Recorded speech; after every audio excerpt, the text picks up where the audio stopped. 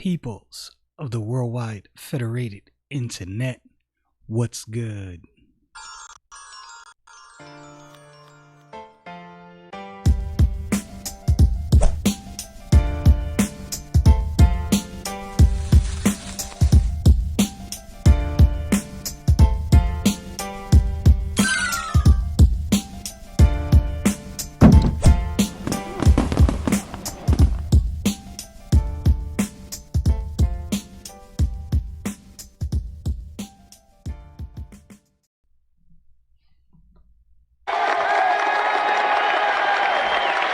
Welcome to the show. Welcome to the show. Thank you for joining me on this episode of The Thinkening. I always say quick thought, but my thoughts are never quick. I think in long form. My thoughts are like a Joe Rogan podcast. Have you ever stopped to think, how can a house that is divided stand? If you got two legs and those two legs can't agree on how to stand, then how then can this structure, whatever structure it may be, stand? How is that possible? If you have two warring ideologies and no compromise, no way of compromise, no way of coming to some kind of resolution, how can this place, whatever that place may be, now stand?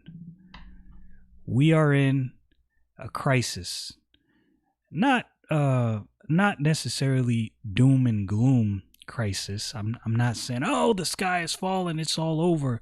But nonetheless, we have a problem ahead of us. The country is almost evenly divided. But so what I want to do is I want to back up. I want to focus on something else. This is what I want to back up and focus on. What I want to back up and focus on is, how did we get divided? How did we get to this point? What happened? What changed in the landscape of the country to push the hyper partisanship?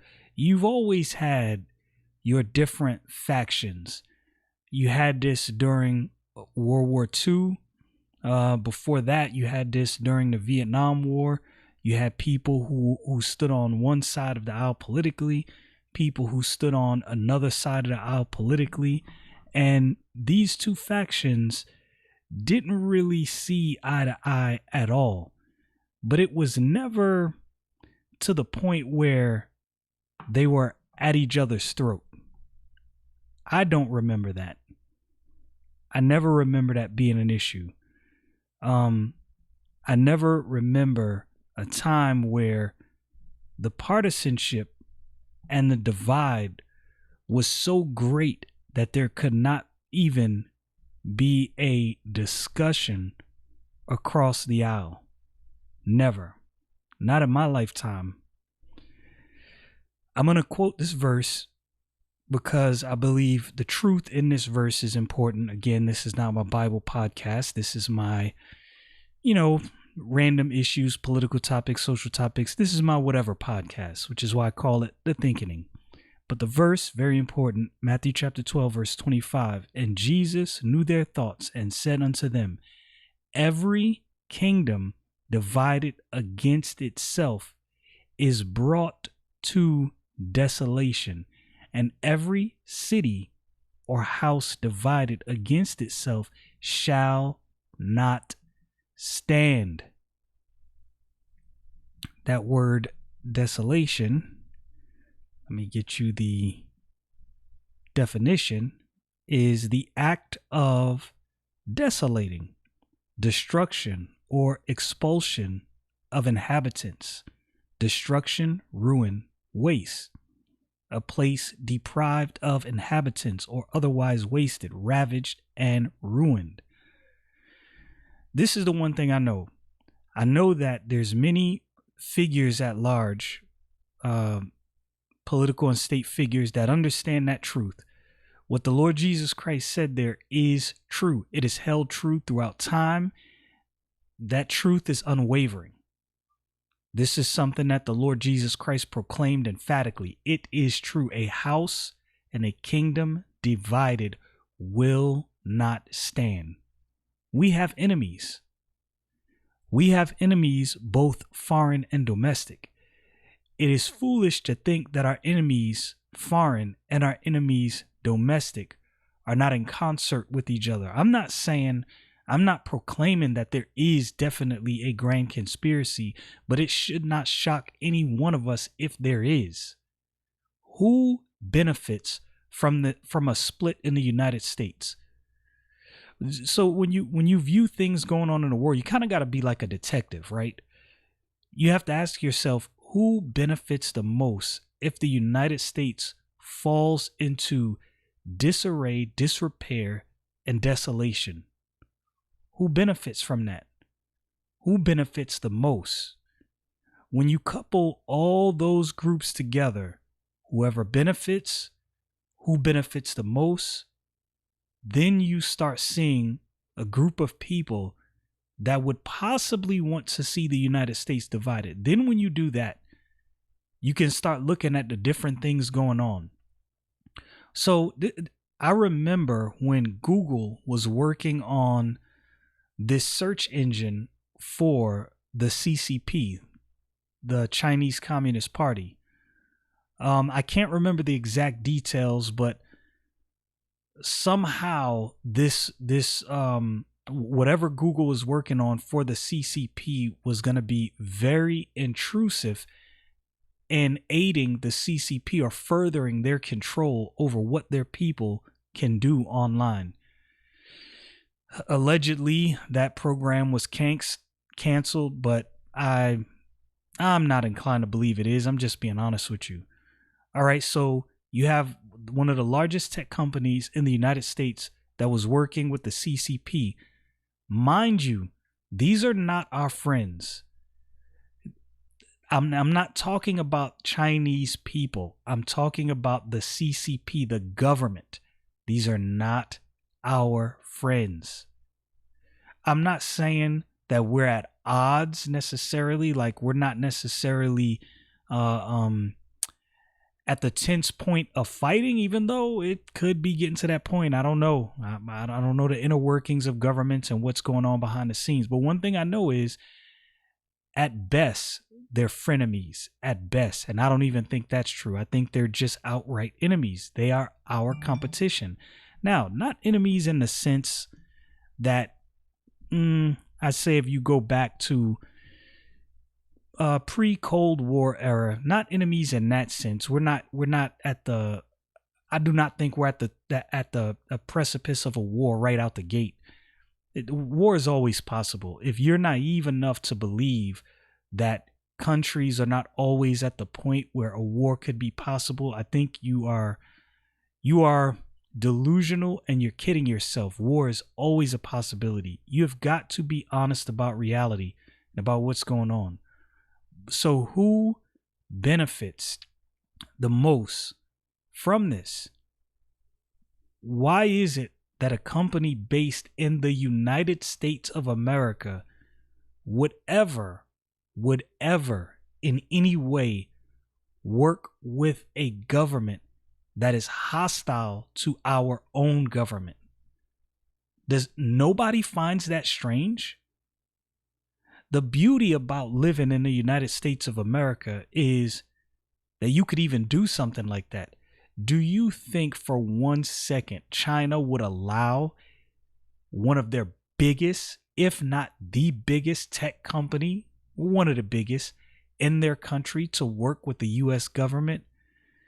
The only way they would do it is to allow spies somehow into the U.S. That's the only way they would do it.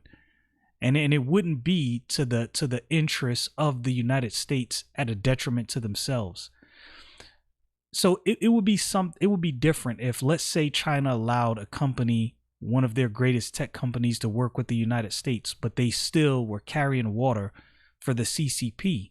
All right, that would make sense. They're trying to infiltrate our country.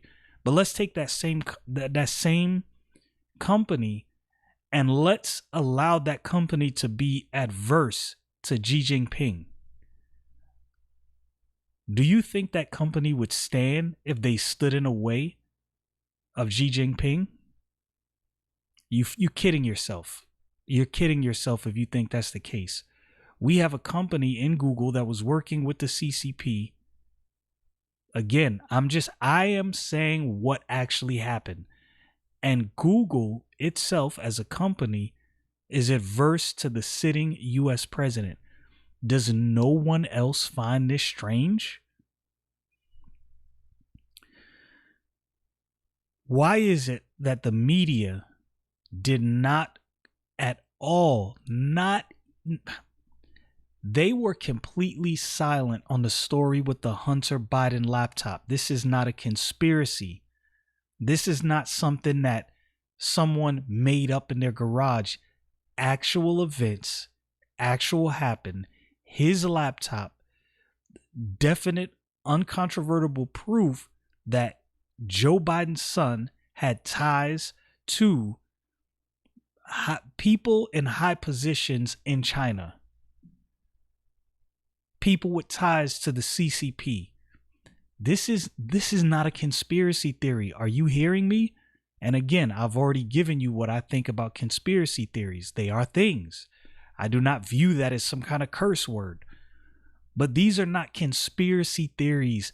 These are facts that I'm telling you. From what I hear, I have not looked into it myself, so I cannot speak with authority toward this regard. I've only heard other news commentators mention it. Apparently, Hunter Biden is under criminal investigation. And from what I understand, the details of the criminal investigation are that it was some kind of tax fraud, I want to say, or money laundering or something like that. All because of his dealings with China. The details of his dealings with China have his father, Joe Biden, attached. I know the media doesn't cover this, and I know they won't talk about it. These are not conspiracy theories. You can go look this up. These are facts. This is not a joke. This is not me selling some parlor room, underground, backwoods, barbershop talk theory. These are facts. It's not a joke. This is the alleged president-elect. The country is divided right now. Almost evenly divided. Who do you think benefits from that? Some years ago, the sitting president of the United States of America, Donald Trump, said something about the media. He said the media is the enemy of the people. Are they? I submit that they are. This is why I submit that they are. I have no problem with the media going hard on Trump, holding him accountable, looking into everything, questioning everything. No problem with that at all. It's the beauty of a free country. I don't want any leader who's above question. I don't want any politician, any president, any senator, congressman, local positions. I don't care what it is. I don't want any politician that is above scrutiny by the media. I applaud the media for that. My problem is, why isn't that same thing applied in the other direction? Again, they kudos to them for going hard and looking into everything they can possibly look into with President Trump with a fine-tooth comb. Kudos. That's what you should do. Why wasn't that same thing done as Biden was campaigning and running for president? Why was the situation about his son's, Hunter Biden's laptop, covered up? Why were people censored if they even mentioned or talked about that? Why were stories suppressed? When Donald Trump called the media the enemy of the people, 100% correct. Here's why I say he's 100% correct. And this is not, I try my best to be as reasonable as I possibly can. And I believe I'm being reasonable. I believe I'm being reasonable when I say for a media conglomerate to withhold a story or suppress a story that is a factual story that could show that a person running for president of the United States has ties to a government that is adverse to our government, that's a problem. For the media to suppress that is not in my best interest. There's people, I've heard stories. This is anecdotal, and I will admit that. I'm not saying that this means that this is a large sentiment, but I've read several stories of people who voted for Joe Biden, and when they found out certain things, they said, if I would have known that, I would not have voted for that man. Why do you think the media suppressed all this information? What I'm not saying is I have 100% proof that this is going on and that's going on and that's going on. I'm saying who benefits from division? When we can trace that down and we look at who's fostering the division, now we got to start finding the connections. Like, why are these things going on? This is not about a candidate. This is not about your candidate versus the other people's candidate. This is about the United States of America. United States of America. A house divided will not stand. Look, we won't escape that truth. I'll read the verse again. And Jesus knew their thoughts, Matthew 12:25, and said unto them, every kingdom divided against itself is brought to desolation, and every city or house divided against itself shall not stand. How many married I'm sorry, I'm mixing over my words here. How many married couples do you know that were divided on everything that are still married now? How many companies do you know about where there were two leading figures that were at odds, that were able to stand with those two leading figures still at the helm? Go back in history. How many divided countries were able to stand? I'll be honest with you, when you look at the Civil War, for all intents and purposes, it is a miracle that we made it through that. But the only way we made it through that is at some point we had to unite. If we would have remained divided, that divided house wouldn't stand. I don't know what happens in the future. And again, I'm not doom and gloom. I'm actually optimistic. I think things are normally pretty bad before they get better. I'm a glass half full kind of guy. That doesn't mean I'm naive.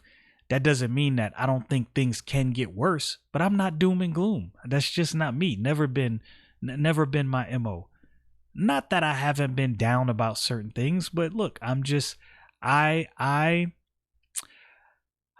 like to look at the world with the lens that I understand what the Bible teaches, and I understand that things will come to an end.